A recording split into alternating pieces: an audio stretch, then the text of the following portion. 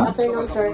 Sir, nag-command conference kayo ngayon. Kung pwede mo lang, sir, i-share, may bago ka bang guidance at ano po ang napag-usapan? I just reiterated our policies. I just reiterated our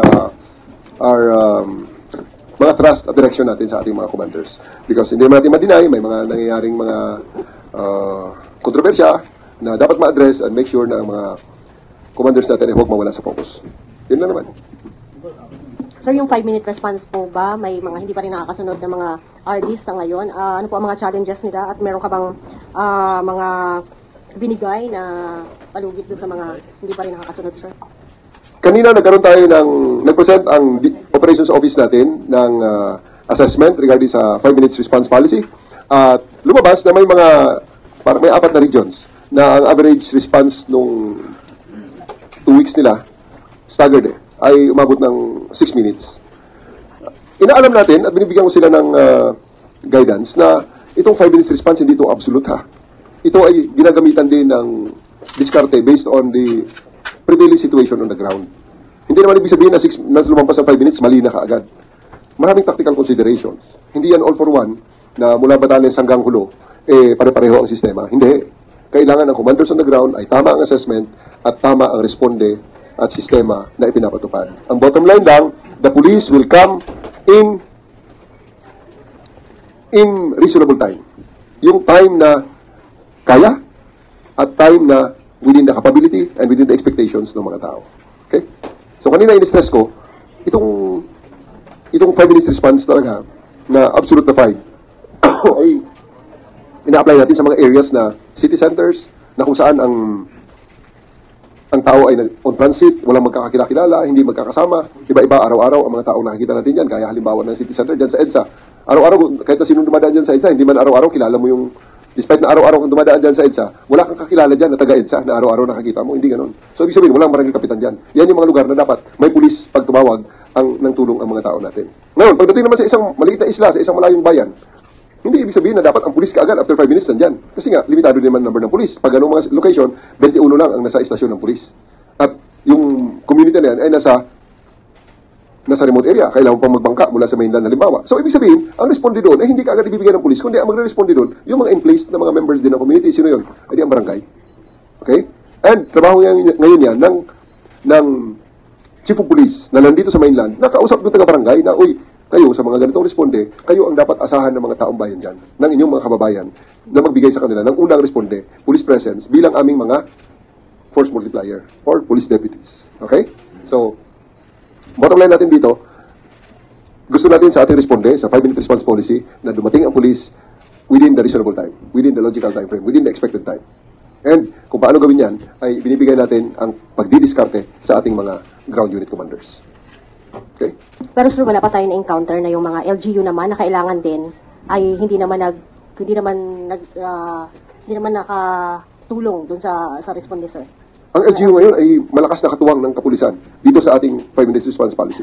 Tayo nagpapasalamat. We really extend our deep appreciation and gratitude sa ating mga local government units, especially the barangay and the municipio. Okay? Thank you. And next to ask question, Sir Ma. Mr. Ann Malonzo.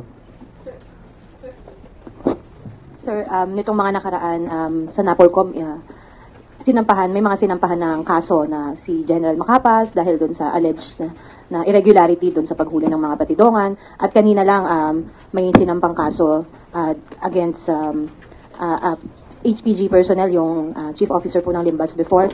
Nakaraan yung mga pulis sa Caloocan. Sir, ano pong reaksyon nyo dito? Well, ako nagpapasalamat na ang NAPOLCOM ay nagiging katulong natin sa pag-enforce ng disiplina sa ating organisasyon. We appreciate yung action sila at tulong nila. Sa ngayon ay nire-review natin ang internal disciplinary machinery natin para malimit din yung paglabas ng mga ganong klaseng instances na kung pwede natin ma-resolve sa loob ng PNP ay gagawin natin. Because I do understand that the first instinct dapat ng isang organisasyon ay kung ma-resolve ang mga internal conflicts na ganyan, edi dapat resolvehin sa sa loob ng internal disciplinary machinery. Now, the NAPOLCOM is also part of our internal disciplinary machinery, although they are not directly within the Philippine National Police, and we do appreciate their help. At it is a challenge for us to do better para mabawasan ang mga ganong klaseng insidente na nirereklamo ating mga police for alleged wrongdoings. So hindi niyo nakikita to, sir, as parang na-overshadow yung disciplinary mechanism ng PNP? Wala naman. Mga boss natin ang mga yan, ang mga sanapol ko may mga boss natin at atin silang nire-respeto at ina-appreciate ang kanilang mga action para tulungan tayo to instill discipline within the force. Sir, nung nakaraan, naglabas sila ng order yung doon sa mga reassignment. Despite this, nakikita niyo pa rin ang NAPOLCOM as kakampi ng PNP? Well, we do appreciate yung mga ganong suggestions. Kaya nga sabi ko sa sagot ko, official na sagot ko, we will convene the SOPPB para, ngayon after this we are convening the SOPPB para ma-deliberate yung mga requirements nila na yun, yung mga directive nila na i-install ng mga commanders sa iba-ibang mga units. Well, at the end of the day, the ultimate responsibility rests on the Chief PNP and on the chain of command. Ang ultimate authority sa amin talaga ay ang Presidente. So, kung ano ang desire ng Presidente, yun ang mangyayari. On the matter of the directives course through the chain of command, I would rather keep it within the chain of command. Thank you, ma'am. And next to ask question is Mr. Alfred Dalison from People's Journal. Sir, lately ang daming nahuhuling drugs sa Mindanao. Parang may 67 kilos. Yes. Pinaka-latest, sir. Anong indication mo? Bakit sa Mindanao naman yung dumaraming drugs? Kung napansin nyo, ang una nating napansin na trend ay nandito sa West Philippine Sea area, no? Sa West Coast natin, dito sa Luzon. Ang dami nating nahuli dyan. Tonilada ang nakuha natin dyan. 6 billion mahigit ang ating nakuha dyan. And then all of a sudden, dito naman, sa Western Coast naman natin, sa Western Coast pa rin, pero south na ng Pilipinas, nasa Mindanao na. So nakikita natin, baka nag-change ng sistema ang mga kalaban natin, itong mga drug dealers na to, itong mga drug traffickers. Pero, well, good indication, hindi sila basta-basta nakakalusot sa atin.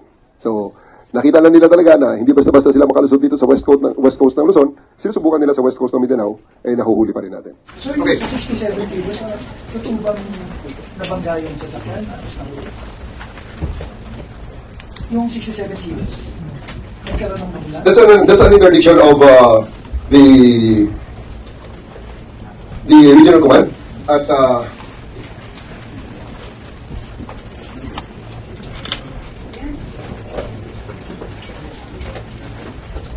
okay, this is an interdiction of the regional command. Kung may mga bagong details, kaya na-review ko eh. Pero, you know, this is straightforward, this is a straightforward interdiction. Kung paano natin ginawa ito, we'd rather keep it that way muna. Kasi may mga follow-up operations pa kaming ginagawa regarding this matter at hindi lang ito ang nakikita namin na volume na masisisi natin. May makukuha pa kami dito. So, kasama maniwanag dito, nakakumpiska tayo at nakahuli tayo ng tao dito sa accomplishment na ito. Sir, last na lang, sir. Yeah. Yung sa side, sir, ng Highway Patrol, yung kaso ng sa naputong ganyan, may wino yung side ng Highway Patrol. Ano ba talaga nangyari sa kaso ng former SOD Task Force Limbas Commander? Sa ngayon, ay dinirectivahan ko ang current Director ng Highway Patrol, si General Segun, to review the whole case, sapagkat ito ay biglang lumutang lang na may limang nagreklamo sa NAPOLCOM, nagulat nga kami roon. Dahil all the while, I thought as the internal investigation being undertaken by the HPG is ongoing. So with the entry of the NAPOLCOM, we'll coordinate closely with the NAPOLCOM para malaman kung ano ang mga next steps. Kung kinakailangan nating magdisiplina ng mga high-ranking officer dito, then we shall do it by all means. Kapag hindi natin talaga ito tolerate ang kanilang shenanigans or kahit sino pang may shenanigans dito sa loob ng PNP.